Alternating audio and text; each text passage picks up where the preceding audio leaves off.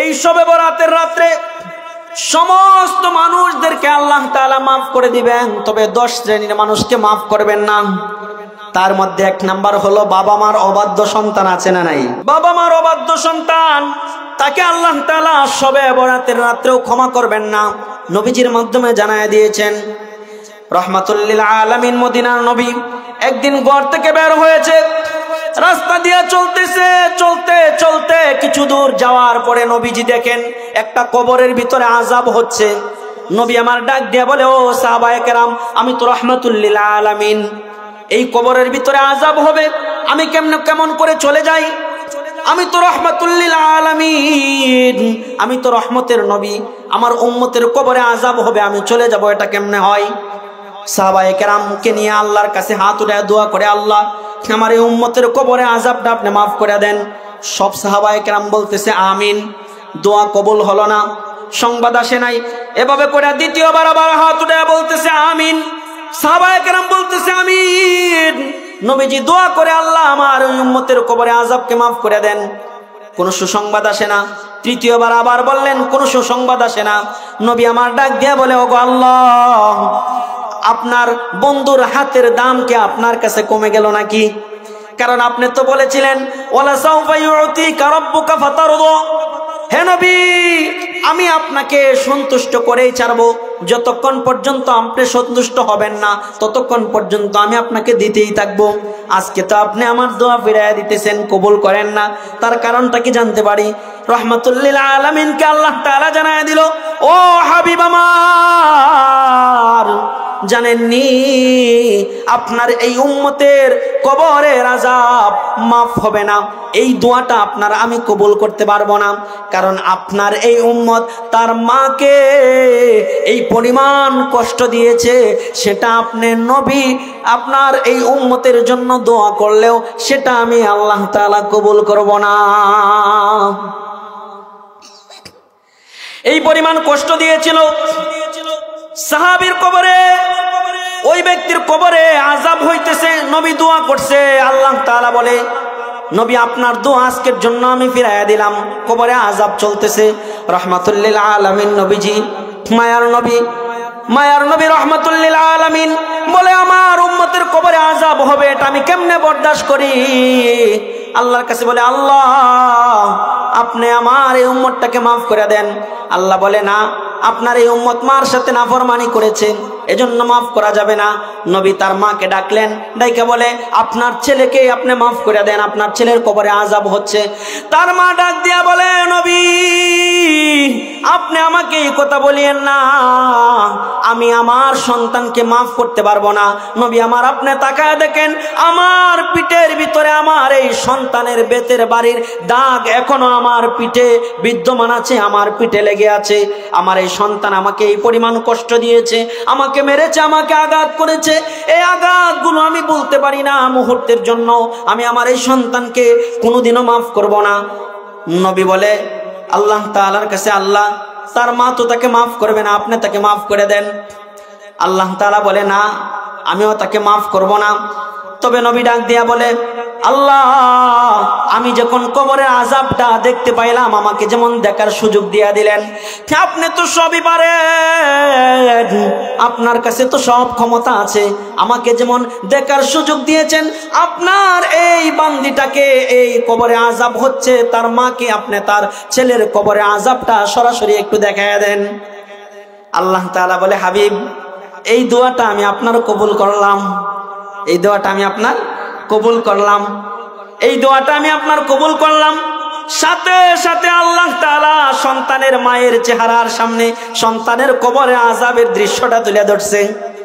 সন্তানের মা বলে, ইয়া রাসূলুল্লাহ, আমার সন্তান আমাকে কষ্ট দিয়েছে, আমার সন্তান আমাকে আঘাত করেছে, সেটা আমি ভেবেছিলাম কোনোদিন মাফ করব না, কিন্তু আমি তো মা 10 মাস 10 দিন তাকে গর্ভে ধারণ করেছি, আমি তো মা তাকে পৃথিবীর সবার চেয়ে বেশি মহব্বত করি। মায়েরা সবচেয়ে বেশি সন্তানদেরকে মহব্বত করে, এজন্য কবরস্থানের পাশে কোনো মা যাওয়ার অনুমতি নাই। পুরুষেরা যাইতে পারলেও মহিলারা যাইতে পারে না, কারণ মহিলাদের দিলের ভিতরে মায়া মোহাব্বত বেশি থাকে। মহিলারা সেখানে সন্তানের সাথে সাথে অজ্ঞান হয়ে কবরে শুয়ে যেতে পারে, এজন্য মহিলাদের কবরস্থানে যাওয়ার অনুমতি নাই। মা ডাক দিয়া বলে, ইয়া রাসূলুল্লাহ, আমার সন্তান যদি আমাকে কষ্ট দিয়েছে, সে আমাকে আঘাত করেছে, আজকে আমি তো মা 10 মাস 10 দিন তাকে গর্ভে ধারণ করেছি। সন্তান যখন পেটে ছিল সে আমাকে লাথি মেরেছে, খাবারের পেয়ালাটা সামনে নিয়েছিলাম, খাবারগুলো খাইতে পারি নাই, পেয়ালাটা ঠেলা দিয়ে আমি খাবার থেকে উঠে গিয়েছিলাম। আমি ঠিক মতো ঘুমাইতে পারি নাই, শুয়েছি, সারা রাত্র ঘুম আসে না। শেষ রাতের দিকে যখন আমার চোখে একটু ঘুম আসলো, তখন সন্তান পা দিয়ে লাথি মেরেছে, আমার ব্যথা উঠে গেছে। আমি সাথে সাথে শোয়া থেকে দাঁড়িয়ে গিয়েছি, দরজার সাথে হেলান দিয়ে বাকি রাত্রটা কাটিয়ে দিয়েছি। এমন কলিজার টুকরা সন্তান আমার কবরে আযাব ভোগ করবে, সেটা আমি মা কখনো বরদাস্ত করতে পারবো না। আমি আমার সন্তানের সব অন্যায়, সব কষ্ট আমি মুহূর্তের ভিতরে আমার সন্তানকে ক্ষমা করে দিলাম। নবী ডাক দিয়া বলে, সাথে সাথে আল্লাহ তাআলা আমাকে ওহী পাঠায়া জানায়া দিল, মুহূর্তের ভিতরে আল্লাহ তাআলা তার আমার এই উম্মতের কবরের আযাবকে মাফ করে দিয়েছে। শবে বরাতের রাত্রেও মাপ পাইতে হইলে বাবা মার কাছ থেকে মাপ নেওয়া লাগবে তো নাকি শবে বরাতের রাত্র সারা রাত ইবাদত করবেন, বাবা মা আপনার উপর নারাজ, কষ্টে আছে, তাহলে তো আপনাকে আল্লাহ তাআলা মাফ করবেন না। এজন্য বাবা মার কাছ থেকেও তো মাপ নেওয়ার দরকার আছে, কি বলেন? যাদের বাবা মা চলে গেছে আপনারা কি করবেন? আপনারা কেমনে মাপ নেবেন বলেন? হাদিসে আসে, হুমা জান্নাতুকা ওয়া নারুকা, মা বাবার, মায়ের পায়ের তলে, মা বাবা একজন সন্তানের জন্য জান্নাত, আবার একজন সন্তানের জন্য জাহান্নাম। রিজর রব্বি ফি রিজল ওয়ালিদাইন অসাখাতুর রব্বি ফি সাখাতুল ওয়ালিদাইন। সন্তানের সন্তুষ্টি, বাবা মার সন্তুষ্টি সন্তানের জন্য আল্লাহর জান্নাত, বাবা মার অসন্তুষ্টি সন্তানের জন্য আল্লাহর জাহান্নাম রেডি হয়ে থাকবে। এজন্য বাবা মার বাধ্যগত সন্তান যারা, বাবা মা চলে গেছে, আপনাদের জন্য অপশন আছে। নবীজি হাদিসের ভিতরে বলেছে, আস-সাদাকাতু তারুদ্দুল বালা ওয়া তাজিদু ফিল উমরি। ও দুনিয়ার মানুষ, তোমার বাবা মা চলে গেছে, তাদের জন্য তুমি কিছু দান সদকা করো, তাদের কবরে ইহার সব পৌঁছায় যাবে। এই উসিলা আল্লাহ তাআলা তাদেরকে মাফ করে দিয়া তাদের কবরে আযাব মাফ করে দিবেন, তাদের কবরে জান্নাতি নাজ নিয়ামত দিয়া দিবেন। একজন ফেরেশতার চেয়েও একজন মুমিনের দাম বেশি আল্লাহর কাছে। কেন বেশি জানেন? ফেরেশতা নূরের তৈরি, নূর দ্বারা আল্লাহ বানাইছে। ফেরেশতার লয় নাই, ক্ষয় নাই, ঘর নাই, সংসার নাই, বিবি বাচ্চা নাই, কিচ্ছু নাই। ফেরেশতার কাজ হলো শুধু ইবাদত করা। কার? আল্লাহর ইবাদত করা, আর কোনো কাজ নাই। কিন্তু ফেরেশতার চোখে পানি নাই। কি নাই? ফেরেশতার চোখে পানি নাই। মুমিন, সংসার আছে, বিবি আছে, বাচ্চা আছে, ব্যবসা বাণিজ্য আছে, গুনাহ আছে, সবকিছু আছে, কিন্তু একজন মুমিনের দাম ফেরেশতার চেয়ে বেশি। কেন? মুমিনের চোখে পানি আছে। আল্লাহর নিয়ামতের ভিতরে সব আছে, জান্নাত আছে, নাজ নিয়ামত জান্নাতের ভিতরে আছে, হুর আছে, গেলমান আছে, অসংখ্য অগণিত নিয়ামত আছে। কিন্তু আল্লাহ বলেন, আমার কাছে একজন মুমিনের দাম ফেরেশতার চেয়েও বেশি। কেন জানো?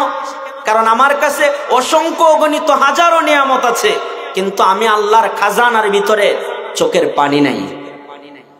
মুমিনের কাছে চোখের পানি আছে, এজন্য মুমিনের দাম বড় বেশি। মুমিনের দাম বড় বেশি, কারণ আমি আল্লাহ তাআলার খাজানার ভিতরে কি নাই? চোখের পানি নাই। মুমিনের কাছে চোখের পানি আছে। এজন্য আল্লাহ তাআলা বলেন যে আমার জান্নাতের দাম যত, আমার জান্নাতের দাম যত, তার চেয়ে একজন মুমিন বান্দার দাম আরো অনেক গুণ বেশি, আরো অনেক গুণ বেশি একজন মুমিনের দাম। এজন্য সবচেয়ে বড়, সবচেয়ে দামি পানির নাম কি? চোখের পানি। মুফাসসিররা বলেছেন 7 কারণে চোখে পানি আসে। কয় কারণে? কয় কারণে পানি আসে? কিছু শিখেন, কোরআন হাদিসের মাহফিলগুলো থেকে কিছু শিখার চেষ্টা করতে হবে। কয় কারণে চোখে পানি আসে? 7 কারণে চোখে পানি আসে। 1 নাম্বার, আল বুকাউ মিনাল ফারহি, অতি আনন্দের কারণেও মানুষের চোখে পানি আসে, আসে না? কেমনে বুঝবেন? এয়ারপোর্টে গেলে বুঝবেন। নিচতলায় মানুষ কাঁদে এক কারণে, দোতলায় মানুষ কাঁদে আরেক কারণে। একজনের সন্তান 10 বছর যাবৎ বিদেশ থাকে, সন্তান আসছে তো সন্তানের মহব্বতে মা জড়ায়া ধরে চোখ দিয়া পানি চলে আসছে। বলেন তো এটা কি আনন্দের পানি নাকি কষ্টের পানি? আনন্দের পানি, তার সন্তান দেশে আসছে। আরেকজন দোতলায় কাঁদতেছে অন্য কারণে, কিন্তু অতি আনন্দের কারণেও মানুষের চোখে পানি আসে। মুফাসসিররা বলেছেন আল বুকাউ মিনাল ফারহি, অতি আনন্দের কারণেও মানুষের চোখের ভিতরে পানি চলে আসে। মানুষ, একজন মা তার সন্তান 10 বছর পরে দেশে ফিরছে, দেশে আসছে, মায়ের কোলে আসছে বড়ে। 10 বছর পরে সন্তান তার মাকে সামনে পেয়ে সন্তান নিজেও আনন্দের কান্নায় চোখ থেকে পানি গড়ায় পড়ে যায়। মাও তার সন্তানকে দেখে 10 বছর পরে এসেছে, সন্তানকে বুকের সামনে নিয়া সন্তানকে জড়ায় ধইরা চোখ দিয়া পানি ছেড়ে দেয়। বলেন তো এটা কি কোনো কষ্টের পানি না আনন্দের পানি? সন্তান মাকে কাছে পেয়েছে, এটা হলো আনন্দের পানি। আল বুকাউ মিনাল ফারহি, অতি আনন্দের কারণেও মানুষের চোখে যে পানি চলে আসে, তার একটা দৃষ্টান্ত রাসূলের জিন্দেগিতেও ছিল। বলেন তো রাসূলের একজন বিবি ছিলেন, নাম হলো হযরতে আয়েশা সিদ্দিকা রাদিয়াল্লাহু তাআলা আনহা। তার বাবার নাম হলো সিদ্দিক আকবর রাদিয়াল্লাহু তাআলা আনহু। নবীজির ছোট্টবেলার বন্ধু যিনি ছিলেন হযরতে আবু বকর আর নবী একদিন একসাথে বৈশা বৈশা আলাপ করতেছে, গল্প করতেছে, কথা বলতেছে। কথার এক ফাঁক দিয়া আমার আপনার নবী রাহমাতুল লিল আলামিন, বিশ্ব নবী, মদিনার নবী, হাবিবে কিবরিয়া, সরকারে দু জাহা মুহাম্মাদুর রাসূলুল্লাহ সাল্লাল্লাহু আলাইহি ওয়াসাল্লাম হযরতে আবু বকরকে ডাক দিয়া বলে, আবু বকর, মক্কার মানুষেরা যেভাবে উতাল পাতাল শুরু করেছে, যেভাবে মক্কার মানুষেরা উতাল পাতাল শুরু করেছে, যেভাবে মক্কার মানুষেরা আমি মুহাম্মদের বিরুদ্ধে লেগে গিয়েছে, যেভাবে মক্কার মানুষেরা কোরআনের বিরোধিতা করা শুরু করেছে, এর দ্বারা বোঝা যায় আমি মুহাম্মদ আর বেশি দিন মক্কার জমিনে থাকতে পারবো না, হিজরত করে আমাকে মদিনায় চলে যেতে হবে। যখন এই কথাটা নবী আমার বললেন, হযরতে আবু বকর ডাক দিয়া বলে, ওগো হাবিব আমার, আপনি মক্কা থেকে হিজরত করে মদিনায় চলে যাবেন, বলেন তো আপনি কি একা মক্কা থেকে হিজরত করে মদিনায় চলে যাবেন, নাকি আপনার সঙ্গী আরো কেউ হবে, আপনার সাথে আরো কেউ যাবে? রাহমাতুল লিল আলামিন হাবিবে কিবরিয়া মুহাম্মাদুর রাসূলুল্লাহ সাল্লাল্লাহু আলাইহি ওয়াসাল্লাম ডাক দিয়া বলে, আমি মুহাম্মদে আরবি মক্কা থেকে হিজরত করে মদিনায় যাব, আমার সাথে পৃথিবীর আর কোনো মানুষ যাবে না, আমার সাথে মুহাম্মদের বন্ধু আবু বকর হিজরত করে মক্কা থেকে মদিনায় নবীজির সঙ্গী হিসাবে যাবে। সুবহানাল্লাহ, বাড়ি গিয়ে সকালে কইেন, ঠিক না? আল্লাহু আকবার। কত আনন্দের কথা ছিল হযরতে আবু বকরের জন্য, কত আনন্দের কথা ছিল। আল্লাহু আকবার। এজন্যই কবি ডাক দিয়া বলে, দরফে শানি নে তেরে কত রুকু দরিয়া কর দিয়া, দরফে শানি নে তেরে কত রুকু দরিয়া কর দিয়া, दिल को रोशन कर दिया, आंखों को बीना कर दिया।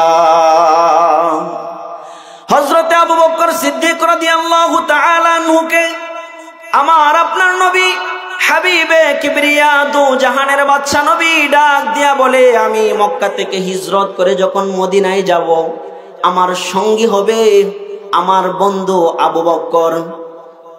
যখন এই কথাটা হযরতে আবু বকর সিদ্দিক রাদিয়াল্লাহু তাআলা আনহু শুনলেন, শোনার পরে নবীজিকে জিজ্ঞাসা করে আবু বকর, ওগো হাবিব আমার, আমি যে আপনার সাথে হিজরত করে মদিনায় যাব, সেটাকে আল্লাহ তাআলা বলেছেন কিনা? নবী আমার ডাক দিয়া বলে, আবু বকর, আল্লাহ তাআলা নিজে আমাকে জানাইছে আল্লাহ তাআলার হাবিব মুহাম্মদকে মক্কা থেকে মদিনার রাস্তায় একা ছেড়ে দেবে না, সাথে হযরতে আবু বকরকে সঙ্গী বানায়া দিবে।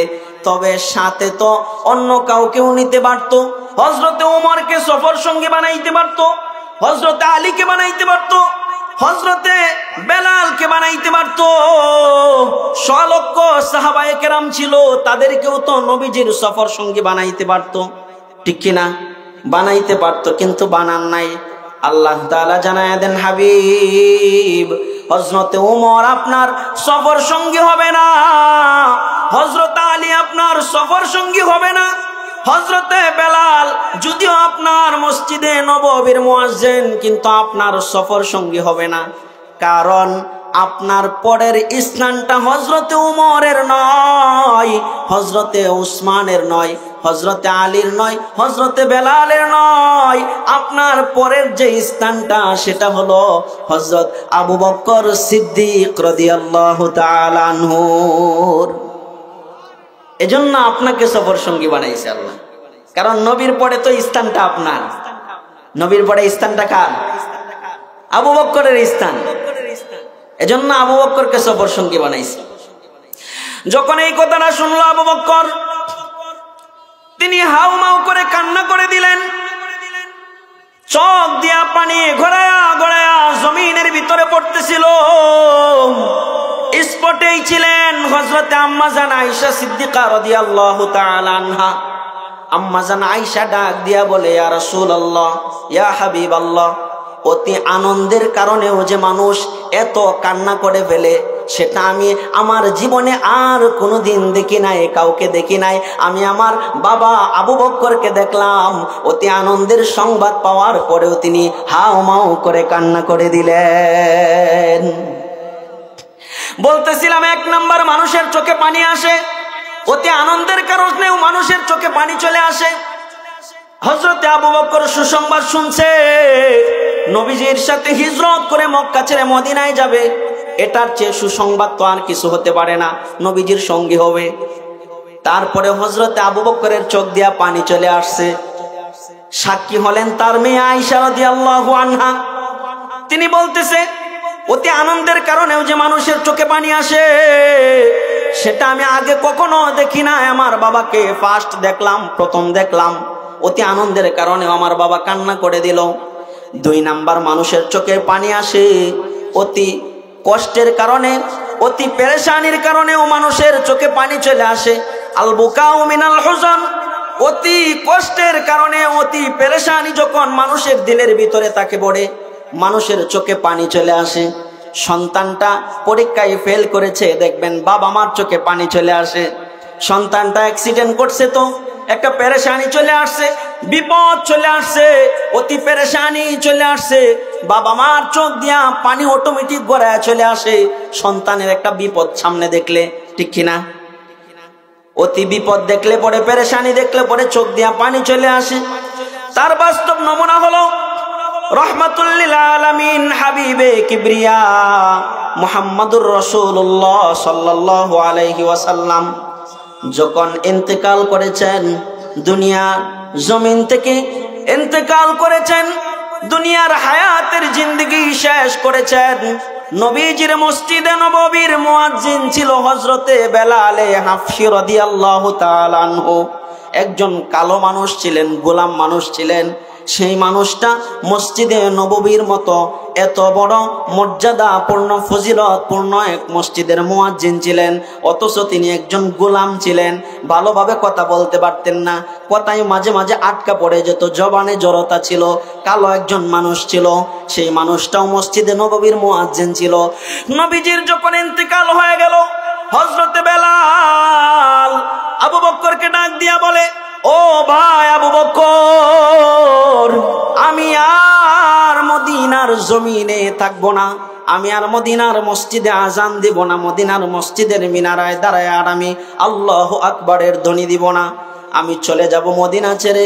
হযরতে আবু বকর ডাক দিয়া বলে, কিরে বেলাল, কেন চলে যাইবা, কেন চলে যাইবা বলো। হযরতে বেলাল ডাক দিয়া বলে, ও আবু বকর, আমার দিলে বড় কষ্ট আর ব্যথা। আমি যখন মসজিদে নববীর মিনারায় দাঁড়ায় দাঁড়ায় বলতাম আল্লাহু আকবার, আল্লাহু আকবার, এভাবে বলতে বলতে যখন আমি বলতাম আশহাদু আন্না মুহাম্মাদার রাসূলুল্লাহ, আমি যখন বলতাম আশহাদু আন্না মুহাম্মাদার রাসূলুল্লাহ, আমি সাক্ষ্য দিতাম যে আল্লাহ তাআলার পয়গম্বর মুহাম্মাদুর রাসূলুল্লাহ সাল্লাল্লাহু আলাইহি ওয়াসাল্লামকে যখন আমি আজানের মাধ্যমে সাক্ষ্য দিতাম, এই বাক্যটা পড়ার পরে আমি যখন আমার চেহারাটাকে ডান দিক ঘুরাইতাম, ঘুরায় দেখতাম নূরানি চেহারার মানুষটা আমার নবী সেখানে বসা আছে। আমার অতি পেরেশানি থাকলে পড়েও নবীর চেহারার দিকে তাকাইলে পড়ে আমার দিলের সমস্ত পেরেশানি মুহূর্তের ভিতরেই দূর হয়ে যেত। অতি কষ্টের কারণেও মানুষের চোখে পানি চলে আসে। সেই কথাটা বোঝাইতে গিয়ে আরেকটা কথা বলি, তবে কোনো গালগপ্প নয়, হাদিসের কথা। আমার আপনার নবী বিশ্বনবী মুহাম্মদুর রাসূলুল্লাহ সাল্লাল্লাহু আলাইহি ওয়াসাল্লাম ডাক দিয়া বলে, ও সাহাবায়ে কেরাম, আমার কাছে তিনটা জিনিস বড় প্রিয়। কয়টা জিনিস? কয়টা জিনিস? ফাঁকে ফাঁকে কিছু কথা বলতেছি, এগুলা মনে রাখবেন, মনে রাখলে অনেক উপকার হবে। আমার কাছে তিনটা জিনিস বড় প্রিয়। সাহাবায়ে কেরাম জিজ্ঞাসা করলেন, ইয়া রাসূলুল্লাহ, কোন তিনটা জিনিস আপনার কাছে সবচেয়ে প্রিয়? নবীজি ডাক দিয়া বলে, এক নাম্বার হলো আমার কাছে সুগন্ধি বড় প্রিয় জিনিস। নবীজির কাছে সুগন্ধি বড় প্রিয় ছিল, কিন্তু আজকে মুসলমানের কাছে সুগন্ধি বড় প্রিয় হইতে পারে না। মুসলমানের কাছে সিগারেটের গন্ধ মুসলমানের কাছে তার চেয়ে সুগন্ধির চেয়েও প্রিয়। কথা বলেন ঠিক কিনা? না ভুল বলছি? মসজিদের সামনের কাতারে দাঁড়ায় মুসলমান নামাজ আদায় করে, পাশে একজন মুসলমান দাঁড়াইছে নামাজ পড়ার জন্য। তার মুখ থেকে শ্বাস প্রশ্বাসের মাধ্যমে তার মুখ থেকে সিগারেটের গন্ধ বের হয়ে আসছে। পাশের একজন মুসল্লিও কষ্ট পায় তার সাথে দাঁড়ায়া। বলেন তো, একজন মানুষ হইয়া যদি তার পাশে দাঁড়ায়া কষ্ট পায়, বলেন তো আল্লাহ তাআলার ফেরেশতারা যে এত পরিমাণ জমিনে অবতরণ করে মসজিদের ভিতরে থাকে, আল্লাহ তাআলার রহমতের ফেরেশতা ওই গন্ধ পায়া কষ্ট পায় কিনা? হ্যাঁ? তাহলে নবীজির কাছে প্রিয় জিনিস ছিল, এক নাম্বার হলো সুগন্ধি, নবীজির কাছে সবচেয়ে প্রিয় ছিল। দুই নাম্বার নবী বলে, আমার কাছে হলো দুই নাম্বার সবচেয়ে প্রিয় হলো নেককার নারী, নেককার নারী। কিন্তু আজকে মুসলমান যুবকদের কাছে পর্দানিশীন নারী ভালো লাগে না। মুসলমান যুবকদের কাছে আজকে ভালো হলো ওই সমস্ত নারীরা যারা হুন্ডার পিছে চড়ে চড়ে যাইতে পারে, ঘুরতে পারে, পার্কে পার্কে বেড়াইতে পারে। ওই সমস্ত নারীরা, মুসলমান যুবকেরা ওই সমস্ত নারীদেরকে চয়েস করে। অথচ যারা পর্দা করে মুসলমান সমাজের মানুষগুলা বলে এরা এখনো সামাজিকতা হতে পারে নাই, সামাজিকতা বোঝে না। কথা বলেন, এরকম মানুষ সমাজে আছে না নাই? আছে না? নবী বলে, আমার কাছে সবচেয়ে প্রিয় ছিল নেককার নারী। তিন নাম্বার, আমার কাছে সবচেয়ে প্রিয় বস্তু ছিল নামাজ। কিন্তু মুসলমানের কাছে নামাজ বড় প্রিয় হইতে পারে না। মুসলমানের কাছে রাতভর জেগে জেগে ইহুদি খ্রিস্টানদের খেলা দেখা মুসলমানদের কাছে প্রিয় হয়ে গেছে। গানের আড্ডায় বসে বসে রাত পার করে দেওয়াকে মুসলমানদের জন্য সৌভাগ্য মনে করে, কিন্তু এশারের নামাজ জামাতের সাথে আদায় করা মুসলমান সৌভাগ্য মনে করে না। ফজরের নামাজ জামাতের সাথে আদায় করা মুসলমান সৌভাগ্য মনে করে না। কোরআন হাদিসের মাহফিলে এসে বসাকে মুসলমান সৌভাগ্য মনে করে না। মুসলমান মনে করে তার জীবনটা হেলায় খেলায় গুনাহের ভিতরে কাটায় দিতে পারলেই মনে হয় সে সাকসেসফুল।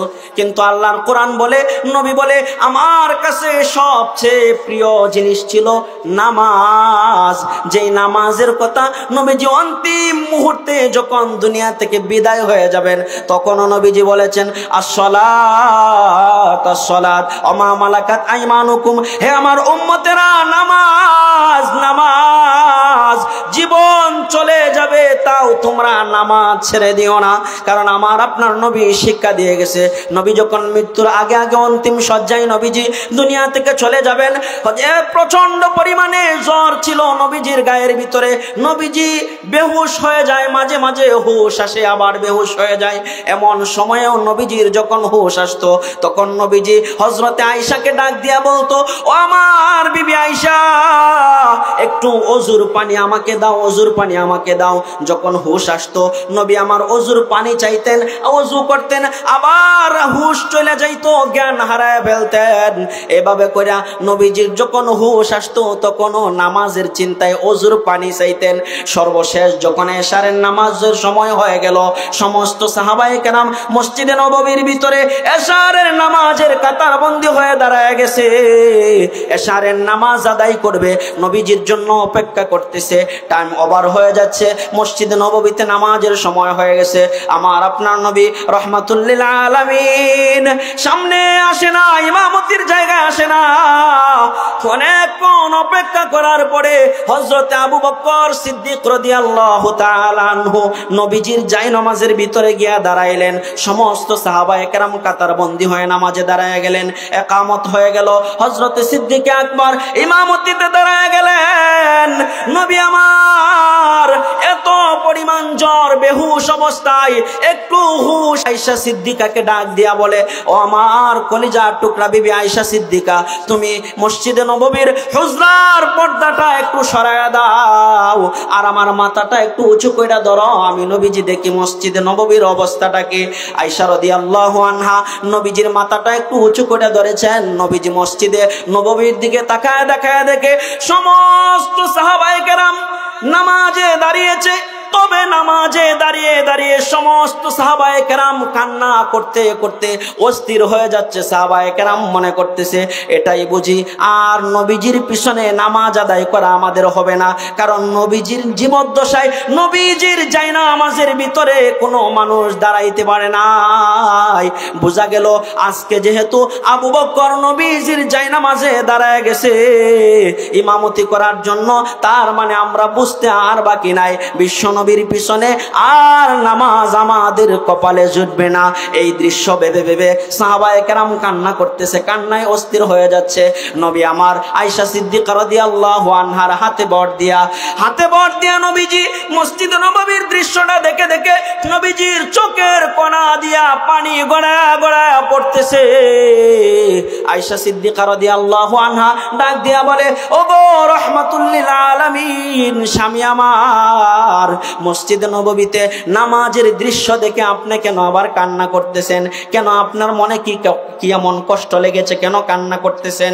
নবী আমার ডাক দিয়া বলে, ও আয়েশা, এই নামাজ প্রতিষ্ঠা করার জন্য আমি তায়েফের ময়দানে রক্তাক্ত হয়েছি, আমি উহুদের ময়দানে দান দান মোবারক শহীদ করেছি নামাজ কায়েম করার জন্য। আমি আমার জিন্দেগিতে 63 বছরের জিন্দেগিতে অনেক কষ্ট করেছি। আমার উম্মতেরা যেন নামাজ আদায় করে শুধু নামাজি হয়ে যায়, এজন্য আমি এত কষ্ট করেছি। আজকে আমি দুনিয়া থেকে চলে যাব, এটা আমার কষ্টের কান্না না, এটা হলো আমার আনন্দের কান্না। আমি দুনিয়া থেকে চলে যাব, এই মুহূর্তে আমি দেখতেছি আমার উম্মতেরা আবু বকরের ইমামতিতে কত সুন্দরভাবে কাতারে দাঁড়ায় এশারের নামাজ আদায় করতেছে। আমি চাই আমার উম্মতেরা কিয়ামত পর্যন্ত আমি আমি দুনিয়ায় থাকবো না, দুনিয়া থেকে চলে যাব। আমার উম্মতেরা এভাবে করে কাতারবন্দি হয়ে হয়ে কিয়ামত পর্যন্ত তারা জামাতের সাথে নামাজ আদায় করতে থাকবে। যখন এই দৃশ্যটা দেখলেন, নামাজের দৃশ্য দেখে নবী আমার খুশি হয়েছেন। বুঝাইতে চাইছিলাম নবীজির কাছে তিনটা জিনিস প্রিয়, তার মধ্যে একটা জিনিস হলো সুগন্ধি, 2 নাম্বার হলো নেককার নারী, 3 নাম্বার হলো নামাজ। মনে আছে? এই কথা শোনার পরে সামনে বসা হযরতে আবু বকর সিদ্দিক রাদিয়াল্লাহু তাআলা আনহু ডাক দিয়া বলে, ইয়া রাসূলুল্লাহ, আপনার যেমন 3টা জিনিস আপনার কাছে প্রিয়, আমি আবু বকরের কাছেও 3টা জিনিস প্রিয়। পড়েন সুবহানাল্লাহ। আবু বকর নবীজিকে কেমন অনুসরণ করেছেন খেয়াল করেন। নবীজি বলেছে আমার কাছে 3টা জিনিস প্রিয়। হযরতে আবু বকর ডাক দিয়া বলে, ইয়া রাসূলুল্লাহ, আমার কাছেও 3টা জিনিস প্রিয়। 1 নাম্বার, আমার কাছে আমার জীবনের সবচেয়ে প্রিয় জিনিস হলো রসুলের নুরানি চেহারার দিকে তাকায়া তাকা আমার জীবনের সবচেয়ে প্রিয় জিনিস। নবীর চেহারার দিকে তাকায়া তাকা আমার কাছে কি সবচেয়ে প্রিয় জিনিস। ফাঁক দিয়ে আরেকটা কথা শুনেন, হাদিসের ভিতরে এসেছে গ্রাম থেকে একজন সাহাবী প্রতিদিন মসজিদে নববীর ভিতরে আসে। আয়েশা নবীজির সাথে কিছুই বলে না, কথাবার্তা কিছুই বলে না, শুধুমাত্র নবীজির চেহারার সামনে বৈশা থাকে, বৈশা বৈশা নবীজির চেহারার দিকে তাকায়া থাকে। তাকায়া থাকার পরে আবার চলে যায়। আর একদিন নবী জিজ্ঞাসা করে, কি ব্যাপার সাহাবী, প্রতিদিন তুমি আমার কাছে আসো, আমার চেহারার দিকে তাকায়া থাকো, আমার সাথে কিছু বলো না, আমার কাছে কিছু চাও না, আমার সাথে কোনো কিছুই তুমি বলো না, কিছু চাও না, কারণ কি তুমি এভাবে আসো আর চলে যাও, কারণটা কি বুঝতে পারলাম না। সাহাবী ডাক দিয়া বলে, ইয়া রাসূলুল্লাহ, আমার দিলে যখন কষ্ট আসে, আমার দিলে যখন পেরেশানি আসে, আমার দিলটা যখন ভালো লাগে না, আমার মনটা যখন খারাপ লাগে, আমাকে যখন দুনিয়ার টেনশন ধরে ফেলে, তখন আমি সাথে সাথে আপনার দরবারে মসজিদে নববীতে চলে আসি। আয়েশা, আপনার নুরানি চেহারার দিকে আমি যতক্ষণ তাকায়া থাকি, তাকায়া থাকতে থাকতে আমার দিলটা আবার শান্ত হয়ে যায়, আমার দিলটা আবার সুন্দর হয়ে যায়, আমার মনটা আবার ভালো হয়ে যায়, আমি আবার অটোমেটিক আপনার দরবার থেকে চলে যাই। এজন্য আমি আপনার কাছে কিছু পাওয়ার জন্য আসি না, কিছু চাওয়ার জন্য আসি না, কিছু বলার জন্য আসি না, শুধুমাত্র আসি আমার দিলটাকে ভালো করার জন্য, আমার পেরেশানি দূর করার জন্য, আপনার চেহারা নুরানি চেহারার দিকে তাকায়া থাকার জন্য আমি আপনার দরবারে চলে আসি। নবীজির চেহারা তাদের কাছে কেমন কেমন কারণ ছিল, ভাঙ্গা হৃদয় শান্ত হওয়ার জন্য নবীর চেহারার দিকে তাকাইলে হৃদয় ঠান্ডা হয়ে যেত। সিদ্দিক আকবর রাদিয়াল্লাহু তাআলা আনহু ডাক দিয়া বলে, ইয়া রাসূলুল্লাহ, আপনার কাছেও 3টা জিনিস প্রিয়, আমার কাছেও 3টা জিনিস প্রিয়। 1 নাম্বার, আপনার নুরানি চেহারার দিকে তাকায়া থাকা আমি আবু বকরের জন্য আমার কাছে সবচেয়ে প্রিয় জিনিস। 2 নাম্বার হলো আমার মেয়ে আয়েশা রাদিয়াল্লাহু আনহা যখন আপনার খেদমত করে সেবা করে, এই দৃশ্যটা যখন আমি আবু বকর দেখি, এটা আমার কাছে সবচেয়ে প্রিয় মনে হয়, সবচেয়ে প্রিয় জিনিস। দেখছেন, আবু বকর সিদ্দিক বলে, আমার মেয়ে যখন আপনার খেদমত করে, আমার মেয়ে যখন আপনার সেবা করে, এই দৃশ্যটা আমি দেখলে পরে আমার দিলে শান্তি লাগে, আমার কাছে এটা সবচেয়ে প্রিয় জিনিস। কিন্তু আজকে মুসলমান গার্জিয়ানেরা, মুসলমান মেয়েরা যদি স্বামীর খেদমত না করে, বাবা মা এমন নাফরমান পোড়া কপাইলা মেয়েদেরকে একটু নসিহত করে বলে না, মেয়ে স্বামীর কথা শোনো, কারণ স্বামীর পায়ের নিচে তোমার জান্নাত আছে। কথা বলেন ঠিক কিনা? এই কথাটা মুসলমান অভিভাবকেরা তাদের মেয়ে ছেলেদেরকে নসিহতটুকু করে না, কিন্তু আবু বকর কিন্তু ঠিকই তার মেয়েকে নসিহত করেছে। তার মেয়ে নবীজির খেদমত করলে পরে আবু বকরের কাছে সবচেয়ে ভালো লাগতো। 2 নাম্বার। 3 নাম্বার, আবু বকর বলে, ইয়া রাসূলুল্লাহ, আপনি যখন ইসলামের জন্য আমার কাছে মাল চান, আমার কাছে টাকা পয়সা চান, যখন আমি দিতে পারি তখন এটা আমার কাছে সবচেয়ে প্রিয় মনে হয়, সবচেয়ে প্রিয় মনে হয়। কারণ আবু বকরের মাল ইসলামের জন্য সবচেয়ে বেশি ব্যবহার হয়েছে। নবীজি একটা সময় নবীজি যখন আবু বকরের কাছে মাল চাইতেন ইসলামের জন্য, আবু বকর বলতেন, ইয়া রাসূলুল্লাহ, আপনি আমার কাছে আর চাইেন না, কারণ আপনি যখন চান সোয়াল করেন তখন আপনার হাতটা নিচে চলে যায়, আর আমি যখন দেই আমার হাতটা উপরে চলে আসে, এটা আমার কাছে খারাপ লাগে। আপনি তো নবী, আপনাকে আমি আমার জীবনের চেয়েও বেশি মহব্বত করি, আপনার হাতটা যখন নিচে চলে যায়, আমি আবু বকরের হাতটা যখন উপরে চলে আসে, এটা আমি বরদাস্ত করতে পারি না। আপনি আর আমার কাছে আমার মাল চায়েন না, আপনি আবু বকরের মালগুলো নিজের মনে করে খরচ করেন। চিন্তা করছেন কেমন আশিক ছিল সিদ্দিক আকবর রাদিয়াল্লাহু তাআলা আনহু, কেমন নবীজির পাগল ছিল, নবীজিকে কেমন মহব্বত করেছিল সিদ্দিক আকবর। তবে আমি যেই কথা বোঝানোর জন্য এই পর্যন্ত গিয়েছিলাম, 2 নাম্বার কারণ চোখ দিয়া পানি আসার 2 নাম্বার কারণ হলো আল বুকাউ মিনাল হুজন, অতি টেনশনের কারণে, অতি কষ্টের কারণেও মানুষের চোখ দিয়া পানি আসে। হযরতে বেলালের কথাই ছিলাম, বেলাল হিজরত করে মদিনা ছেড়ে চলে যাবে, সিদ্দিক আকবরের কাছে গেছে, মনে আসেনি? মনোযোগ আছে তো নাকি? যদি মনোযোগ না দেন তাহলে আমি তো কোথায় এদিক সেদিক যাইতাছি, আবার আগের জায়গায় আসতেছি, বুঝবেন না তো মনোযোগ না দিলে। কোথায় থেকে গেছিলাম মনে আছে? বেলাল কষ্ট, নবীজি দুনিয়া থেকে চলে গেছে, আবু বকরের কাছে গিয়া বলছিল যে আমি মদিনা ছেড়ে চলে যাব, মনে আছে? হযরতে উমরের কাছে গিয়া হযরতে বেলাল বলে, ও ভাই উমর, আমি মদিনা ছেড়ে চলে যাব। উমর ডাক দিয়া বলে, কেন যাইবা বেলাল? আমরা কি নবীকে মহব্বত করি না? তুমি কি একাই মহব্বত করো নাকি? কথা আছে না? আমরা কি নবীকে মহব্বত করি না? তুমি কি একাই মহব্বত করো নাকি? তুমি চলে যাইবা? বেলাল ডাক দিয়া বলে, আবু বকর, ও উমর, তোমরাও মহব্বত করো, আমিও মহব্বত করি, তবে আমি নবীজির বিরহ সহ্য করতে পারি না। নবীজি দুনিয়াতে নাই, আমি মসজিদে নববীতে আজান দিব আর রসুলের চেহারা দেখতে পারবো না, এটা আমি সহ্য করতে পারবো না, এজন্য আমি চলে যাব। হযরতে বেলাল নবীজির ইন্তেকালের পরে কষ্টের কারণে হযরতে বেলাল হাউ মাউ করে কান্না করত, হাউ মাউ করে ঘোরাঘুরি করে কান্না করত। কান্না করতে করতে হযরতে বেলাল আবু বকরের কাছে বইলা, ওমরের কাছে বইলা মদিনা থেকে হিজরত করে হযরতে বেলাল শাম দেশে চলে গেছে। চলে যাওয়ার পরে কিছুদিন চলে যায়, হঠাৎ করে একদিন হযরতে বেলাল স্বপ্নে দেখে, স্বপ্নের ভিতরে পয়গম্বর মুহাম্মাদুর রাসূলুল্লাহ সাল্লাল্লাহু আলাইহি ওয়াসাল্লাম বেলালকে ডাক দিয়া বলে, ও বেলাল, এটা আমার সাথে কেমন জুলুম, এটা আমার সাথে কেমন অন্যায়। ও বেলাল, অনেক দিন হয়ে গেল তুমি আমার দরবার ছেড়ে চলে গেলা, আমার কাছে আসো না, এটা কেমন জুলুম। হযরতে বেলালের ঘুম ভেঙে গেল, সকাল হয়ে গেল। হযরতে উমরের জামানা তখন মদিনায় হিজরত করে আসে, শাম থেকে মদিনায় যখন আসে তখন হযরতে উমরের খেলাফত আমল চলে, উমর হলো বাদশা, উমর হলো শাসক। এই আমলে হযরতে বেলাল আবার শাম থেকে মদিনায় হিজরত করে চলে আসছে। শাইখুল হাদিস জাকারিয়া সাহেব রাহমাতুল্লাহি আলাইহি বলেন, হযরতে বেলাল আসছে তাহাজ্জুদের কিছু সময় আগে আগে আসছে।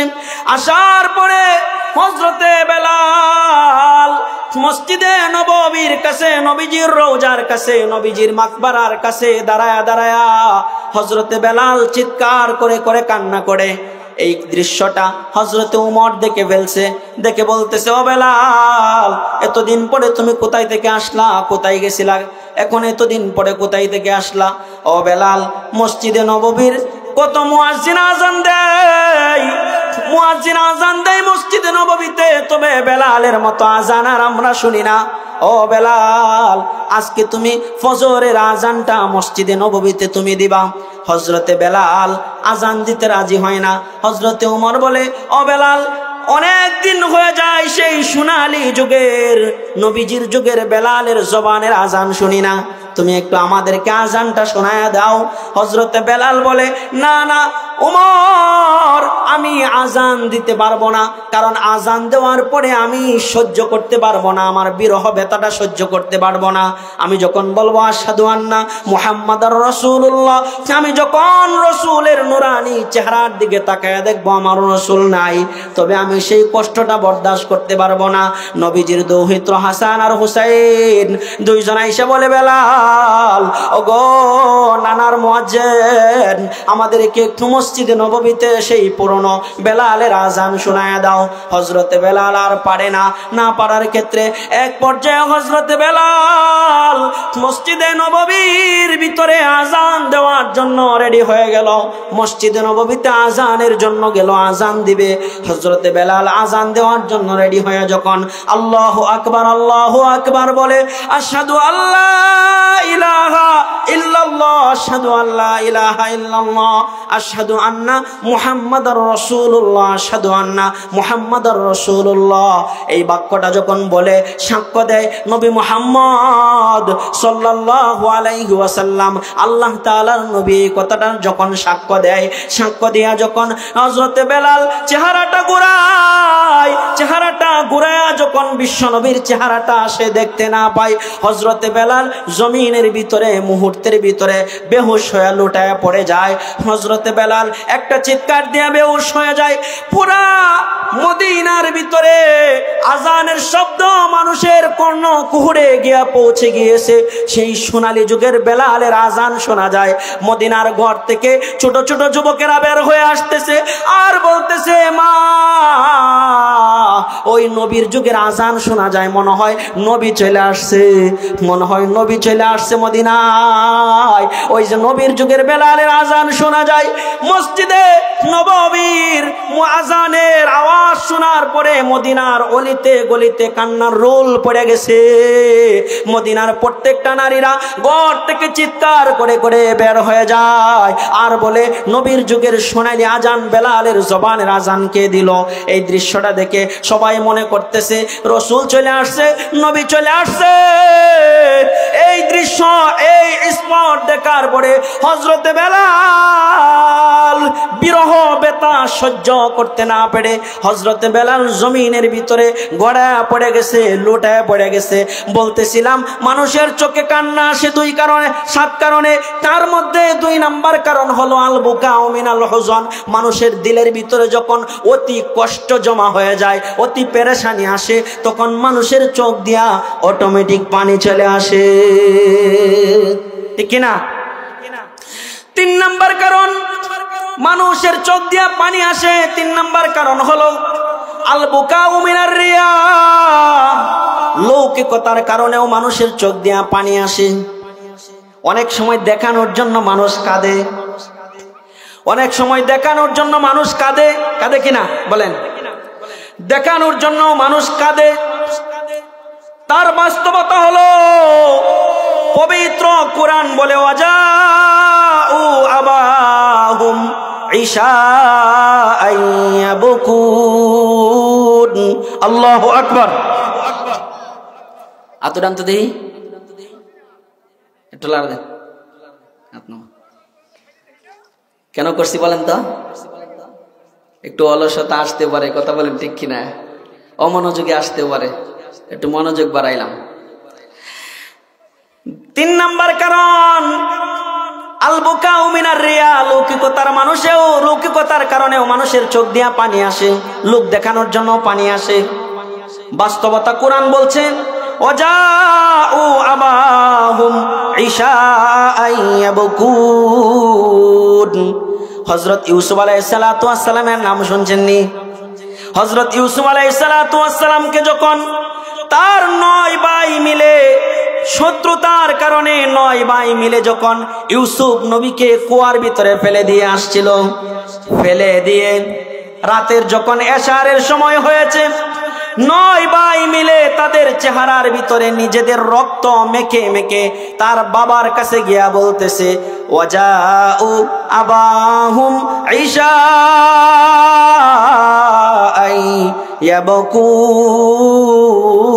ইয়াবকুন।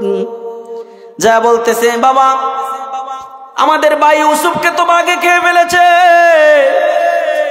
এই যে আমরা বাঁচানোর জন্য চেষ্টা করেছি, আমাদের গায়ে রক্ত মাখানো আছে, এই কথাগুলো বলতেছে।